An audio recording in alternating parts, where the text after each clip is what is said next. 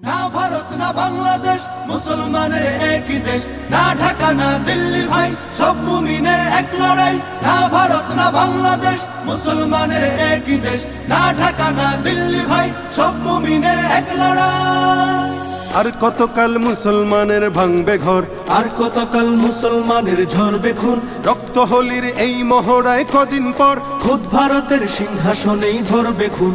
এপার ওপার বাংলা ভারত জাগবে ফের, এক হবে সব মুসলমানের দীপ্ত হাত।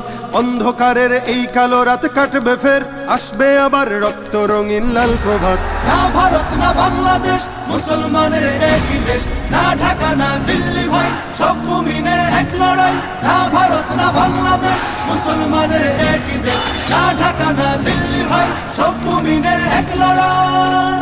এই ভারতেই মুসলমানের তখত তাজ, মুসলমানের ঐতিহ্যের এই জমিন। এই ভারতেই মুসলমানের চলতো রাজ, থাকতো মিশে হিন্দু এবং মুসলিমিন। আজ কেন সেই ভারত জুড়েই মুসলমান ভুগছে দারুণ নিগ্রহ আর অত্যাচার।